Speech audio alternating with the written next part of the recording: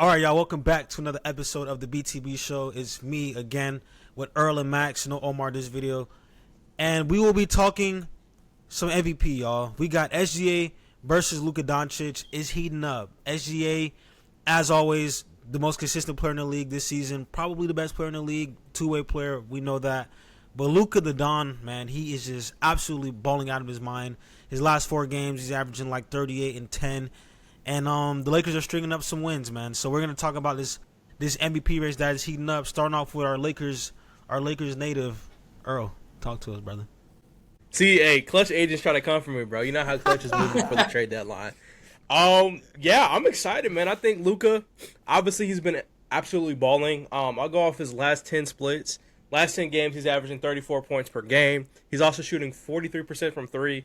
Obviously, that was a big concern going into the season. He was shooting a career low, but I honestly looked at the stats compared to last year, and he tends to start the season off shooting really bad from three, and as he goes throughout the season, he plays a lot better. So some of those early numbers are a little bit deceptive, even though at the beginning of the year he was averaging close to like 36 points a game for a couple weeks, which is absolutely insane. But Luka does everything, man. Like, when you go out there and watch Luka play, he has the most confidence out of any NBA player in the league. He takes the toughest shots. He makes the toughest shots. He's still a playmaker, averaging almost 9 assists a game, which is absolutely crazy. And on top of that, you're like, okay, could he get a little bit better? Yes.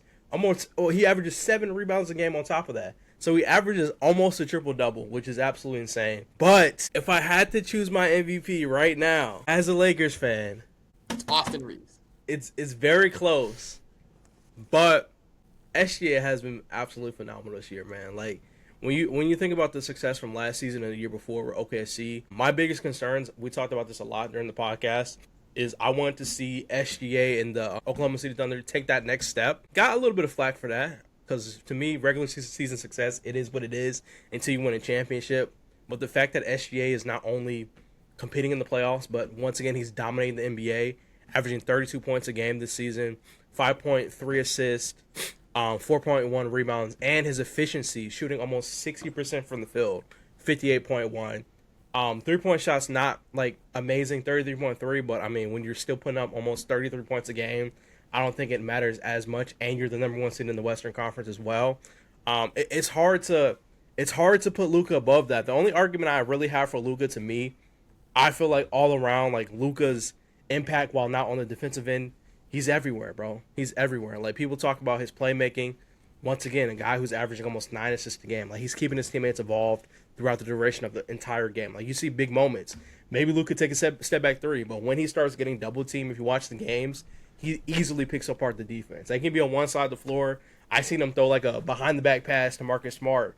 Then Smart swings to the corner and Bryant hits a three. Like, his playmaking, his ability to read the defense and get other guys involved is amazing. So if I had to choose right now, I'm still going to ride on the eye with Luka, man, but SGA is having an absolutely fantastic season. All right, Max, you up next, brother. What you think? Who's your MVP? I think if you had asked me this 6 to 8 weeks ago, I definitely would have said SGA. I don't even think I would have. I would not have given Luka much consideration because he did get off to such a hot start. I kind of assumed that he would taper off and come back down to kind of human numbers, but he really hasn't, just in terms of the pure output. I want to say he's at 34 points. Earl said 7. I'd say 8 rebounds, 9 assists if we're rounding up on those numbers. Closer to 34, 8, and 9. So not astronomically far off from a 35-point triple-double averaging, which if you just say that by itself, sounds hard to not give the MVP award to. And I will give Luka his flowers in the sense that some people, when they look at the MVP award, look at it more as like who does the most for their team. I think the Lakers are a lot more reliant on Luka Doncic than the Thunder are on SGA. You look at the way that the Lakers offense flows almost entirely through Luka, especially with Austin Reeves out. It'll be a little bit less dependent when he comes back in like a week, but even with LeBron James on the court, Luka Doncic is the one playmaking. He's the one setting up the plays. He's the one facilitating, getting all the assists, getting the ball back out to the perimeter, getting it inside, getting paint touches. He's got, obviously the mid-range bag, which he shoots sometimes a three-point bag. Obviously a phenomenal driver, good free throw shooter. All around, I think he does more for that offense, is more of an engine for that offense than SGA is for the Thunder. So I understand that argument from that perspective. But I think the reason why I would still, like Earl, give Shai the nod is just when it comes to efficiencies as a player, I think that's where SGA pulls ahead of Luka. And I'll explain a little bit why. Obviously, he's a way better defender than Luka. I don't need to get too much into that. We know the defensive woes of the Lakers. Part of that is also on Luka Doncic. He's one of 12 guys on the team, but he plays a lot of minutes. He gives up a lot of points. That's a fact. On a bad night, is still a way better defender than Luka Doncic. On a good night, SGA is one of the best defenders in the league. Got great hands defensively. Turns that into transition opportunities for the Thunder. We know the Thunder are a team that really thrives in transition. SGA is a big part of that. Another thing that I'm actually really impressed with SGA this year, and I looked at his stats and I saw this reflected. Last year he actually led the league in shot attempts. He took 21.3 shot attempts per game last year. Led the league in total attempts per game, which is fine. Again, you're an MVP. You should be taking a lot of shots. But this year he's got that down to he's got that down to 19 point something. So almost two shot attempts fewer per game this year on average, and he's still making within half a percentage the same number of shots per game. So basically, he's making the same number of shots, but he's doing it he's doing it with less volume. So the efficiency's up. I think he's actually leading the league this year in total shots made, not attempted. So he went from having the most shots attempted, lowering that number down, and is now leading in shots made. That's the sign of a really efficient player and the kind of guy that I would want as an MVP. He's also shooting, I think, 55% from the field and 39% from three, which is way better than Luka in both those categories. I think Luka's more at 47-34, which on their own, not bad numbers, but the phenomenal offensive efficiency of SGA plus the obvious defensive benefits he has over Luka, and the fact that the OKC Thunder are still the number one seed in the West, and the Lakers are, obviously there, but still in that kind of fight for 2 through 6, I'll say. I think the advanced numbers and the efficiencies would say SGA is still the MVP. So I feel bad not saying it's Luka with the absolutely insane counting stats he has, but sometimes the counting stats don't tell the full picture. I like everything that you guys have said. So obviously it's a tight race. These guys are both unbelievable, but I'm gonna start off with Luka Doncic here. Luka's last 4 games, he put up 46-12 on my Chicago Bulls in Chicago. That was hard to watch. He had 33-11 night before, 32-8, 38-10. Like, he's doing this pretty consistently, and by far the most elite offensive weapon. No. I'm not gonna say by far. He's still Nikola Jokic in the league, but he's the most explosive offensive weapon I think in the NBA. And this is what Nikola Jokic in the league, because the dribbling, getting to the free throw line, the step back three, the touch around the rim. Luka Doncic is like, he's one of one. Nothing that we've ever seen in this league. And then talking about SGA, you could say the same thing. His last 10, he's averaging like 33, 7, and 4, a little over 4 assists, like 4.7, like that. His steals, his defense is still up there. SGA, like you guys said both, man, the efficiency is why I have to give the MVP to SGA, man. Also, this 20-point record, I don't think anybody understands how crazy this is. He's at 117 now. He's 9 games away from tying Wilt's record at 126. And guys, this is the 20s. Wilt did this back then, where the next guy guarding him was probably 6'5". So this record is just like, he's flirting with that record, which is absolutely unreal. He's getting 20 points every night. He's the most efficient 30-point true shooting. He has the highest true shooting of any 30-point per game scorer ever. And Wilt Chamberlain shot no threes. Like that, it's just unbelievable what we're seeing from SGA this year.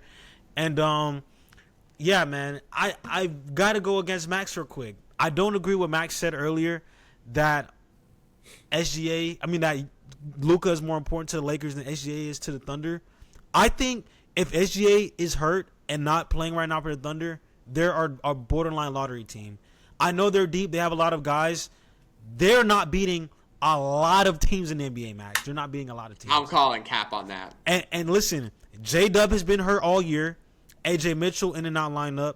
Chet Holmgren actually been very healthy this year. Isaiah Hartenstein in and out the lineup. With everything that's been going on this year, they're a borderline lottery team. And the Lakers, we've seen Austin Reeves in and out the lineup, but LeBron is still a top 20 player. As of right now, LeBron is a top 20 player. He's averaging like 24, 7, and 7. That's the only thing I have to go against you on your take, Matt. Your take was amazing. But I think SGA is so important to this team. Like, Luka's usage is one thing also. His usage is the highest ever. Like, he has the ball so much, but he does a lot with the ball. He does get assists. He does get his points, gets his free throws, gets other people involved while having a high usage. He's not just chucking up shots. But SGA's usage is even lower, and he's even more efficient. And Luka's turnovers is one of the biggest issues in his game. Luka's a turnover machine. SGA don't turn the ball over like that, y'all. I think he's a little over 2 turnovers a game. And even though he's not nowhere near as good of a playmaker as SGA, Luka, he can still table set. He can still get other guys involved. He post up, swing to the guy at the 3 because they're about to double him. He knows what to do with the ball all the time. But to keep a long story short, to wrap it up, I have SGA as the MVP. I think he will 2P as Jokic is out the race. It's really between.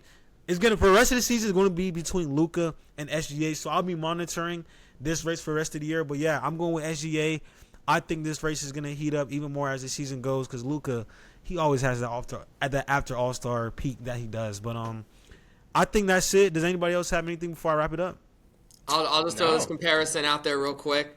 Go ahead. On paper, do the Thunder, and let's assume all healthy. If you want to make the argument based on availability, I can understand it. But all healthy, do the Thunder without SGA have a comparable roster to the Celtics without Tatum? I think they're at least in the same tier. I think you could even argue OKC has a better roster on paper. Then the Celtics team right now, basically the team right now. Yeah, basically their team right now. If you took SGA off this team, I think you could argue that team would be just as good as. So you're saying J-Dub with Caruso, Casey Wallace, Lou Dort, and Chet, and the rest of the guys is better than that team right now? The Celtics, what they're doing? I think if you look again, I'm saying on paper, if you look at that team fully healthy minus SGA, I think that's comparable to Pritchard, Jaylen Brown, Derek White, Sam Hauser, and Data with Simons off the bench. I'm taking Boston for sure. I would still take Boston, but I have to think about it. So J-Dub has not been good this year, and I know he's coming back from a major injury, and his shooting form is not the same. I'm taking this version of J-Dub. This year he's not been the same. I don't think he's averaging what, 17 points something a game. I'm usually someone who says J-Dub is overrated. I'm usually a little lower on him than most people, but I do still respect that duo of him and Chet. I think they've proved themselves at this point. Yeah, they're still a great duo. Like, they're still a really good duo. But I think if the Celtics can be the 2 seed in the East with no Tatum, I think the Thunder can be a top 8 seed in the West without Shai. Oh yeah, for sure. They'll be like an 8 or 8. I think 7 or 8. I think top playing, if not a 6. I think they could be better than Phoenix, but that's just me. Let us know what y'all think in the comment section below. As always, are you Team Luka? Are you Team SGA? Are you Team Cade Cunningham? Maybe we'll talk about him for an MVP race in another video. Winning. Let us know. As always, keep an eye on our content. TikTok, Instagram, YouTube, all the good places. As always, hope y'all enjoy your week. Adios. Peace.